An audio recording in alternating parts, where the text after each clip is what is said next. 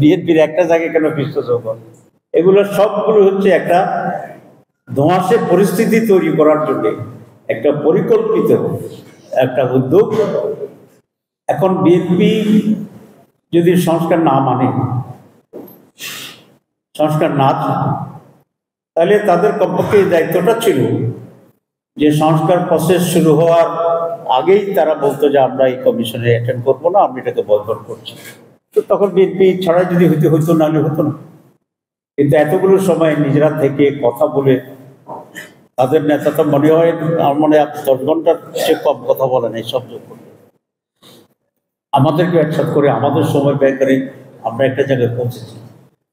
তো এখন এই কথাটি বলা আমি মনে করি তাদের দায়িত্বহীনতার পরিচয়, নতুন করে দেশে একটি রাজনৈতিক সংকট তৈরি করার অপপ্রয়াস, এবং ফেব্রুয়ারিতে যে নির্বাচনটি এসে গেছে এই নির্বাচন সম্পর্কে মানুষের ভিতরে সংশয় তৈরি করার একটি অপকৌশল, এবং তারা অন্যায়ভাবে এই সরকারের উপরে চাপ সৃষ্টি করছে। এটা একটা বিষয়। আরেকটা বিষয় হচ্ছে আপনারা দেখেছেন আরপিওতে ইলেকশন কমিশন এবং এই সরকার দুই জায়গাতেই একটা ক্লজ অ্যাপ্রুভ হয়েছে, সেটা হচ্ছে যে কোনো দল ব্যক্তি দলীয় হিসাবে অথবা জোট হিসাবে যদি নির্বাচন করে তাহলে তাদের নিজস্ব দলীয় মার্কায় নির্বাচন করতে হবে। এটাকে আমরা অভিনন্দন জানিয়েছি এবং বহু দল অভিনন্দন জানিয়েছে। কারণ একটি দল যখন কেউ করে তার নিজস্ব একটা আইডিওলজি থাকে, তার নিজস্ব একটা অস্তিত্ব থাকে, যেটাকে আমরা আইডেন্টিটি বলি। তার জন্য একটা আলাদা মার্কার ঠিক করা হয় যাতে মানুষ এটা বুঝতে পারে। সুতরাং প্রত্যেকটি দলের নিজস্ব আইডেন্টিটিতে ইলেকশন কমিটি যেতে সহজ।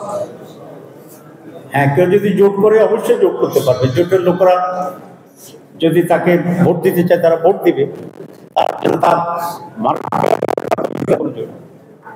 সুতরাং এটা বিবেচনা করে নির্বাচন কমিশন এই সিদ্ধান্ত নিয়েছিল এবং নির্বাচন কমিশনের সিদ্ধান্তের পরে এটা সেখানে অ্যাপ্রুভ হয়ে গেছে।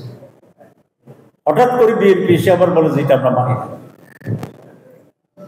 এখন তারা সরকারের উপর চাপ দিচ্ছে যে এটা পাস করছে এটাকে আবার চেঞ্জ করে দেওয়ার।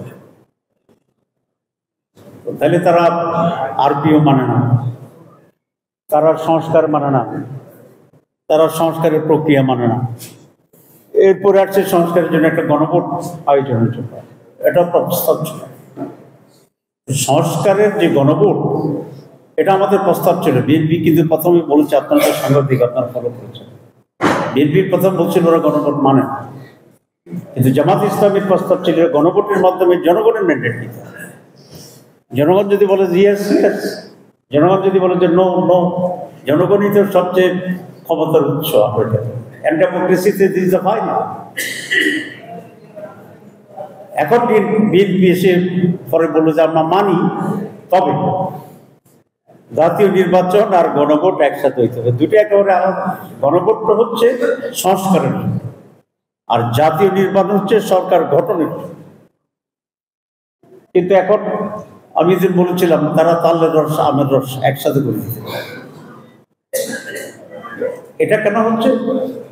ওরা প্রত্যেকটি জায়গায় গিয়ে একটা ঝামেলা তৈরি করার একটা সিদ্ধান্ত নিয়েছে, এবং সেটা কেন নিয়েছে আমার বুঝে আসে না। কারণ যদি নির্বাচন না হয় তাহলে এখানে বিএনপির খুব লাভ আছে বলে আমরা মনে করি। যদি নির্বাচন না হয় তাহলে কি হবে? তাহলে যারা ষড়যন্ত্র করছে, যারা ভারতে বসে আছে, যাদের বিরুদ্ধে আমরা রক্ত দিয়ে দেশ থেকে মুক্ত করেছি, তারাই তো আরেকটা সুযোগ পায়। তো এই সকল আচরণে মনে হয় যে বিএনপি সংস্কারবিহীন যে বাংলাদেশ, সে বিগত সরকারের যে বাংলাদেশ, আওয়ামী লীগের যে বাংলাদেশ, মনে হয় যেন তারা আবার সেই জায়গায় ফিরে যেতে চাচ্ছে। এবং সেই কারণে আমরা বলেছি বাংলাদেশকে আওয়ামী জাহেলিয়াতের দিকে ফিরে যেতে এই দেশের মানুষ কখনোই দেবে না।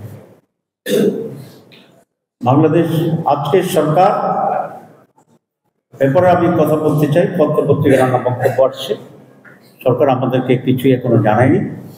এই সরকার যদি এই অন্যায় চাপের কাছে নথি স্বীকার করে এবং সরকারের সিদ্ধান্তকে যদি সরকার সরে যায়, তাহলে এটা পরিষ্কার হবে যে এই গভর্নমেন্ট আর নিরপেক্ষ নেই। সুতরাং এই সরকার যদি নিরপেক্ষতা হয় এবং কোনো দলের প্রতি যদি তারা আনুগত্য পোষণ করে, সেই সরকারের অধীনে সুষ্ঠু নির্বাচন হবে, এটা আশা করা যায়। সুতরাং আমরা এই সরকারের উপরে মানুষ আস্থা রাখবে কিনা, সেই ব্যাপারেও আজকে একটা প্রশ্ন দেখা যাচ্ছে। যদি এই সরকারের উপরে আস্থা না থাকে, যদি সরকার কোনো দলকে প্রতিনিধিত্ব করে, যদি সরকার কোনো দলের কাছে মাথা নত করে তাদের দাবি পূরণের জন্য সরকারি ইনস্ট্রুমেন্ট হিসাবে কাজ করে, তাহলে এই সরকারের প্রতি আমাদের আস্থা রাখার আর কোনো সুযোগ থাকবে না। এই জন্য আমরা স্টেট পরিষ্কারভাবে এদেশের জনগণের পক্ষ থেকে জামাত ইসলাম বলতে চাই যে দুটি সিদ্ধান্ত সরকার নিয়েছে আরপিওর ব্যাপারে, সেখানে যেন সরকার দৃঢ় থাকে, কোনো দলের কাছে মাথা নত না করে। যে কমিশন দীর্ঘ পরিশ্রমের পরে রেফারেন্ডাম করে যে রিফর্ম সাবমিশন করেছে, যে জুলাই সনদ তো হুবহু আইনি ভিত্তি দিয়ে গণভোটের যে প্রস্তাব, সেটাকে আলাদাভাবে জাতীয় নির্বাচনের আগে করার জন্য আমি ব্যবস্থা গ্রহণ করার জন্য অনতিবিলম্বে উদ্যোগ নেওয়ার জন্য সরকারের কাছে দাবি জানাচ্ছি। আমরা খুবই একটি বিষয়ে আশঙ্কা করছি যে ঐকমত্য কমিশন 28 তারিখে রিফর্মস চার্টার সেটা সাবমিট করেছে। এখানে একটা আদেশ দেওয়ার কথা সাংবিধানিকভাবে। আমরা আশা করেছিলাম 24 ঘন্টার ভিতরেই সরকার এই আদেশ দেবে, যেহেতু সময় কম, গণভোট, দুটো ইলেকশন করতে হবে আমাদেরকে এই অল্প সময়।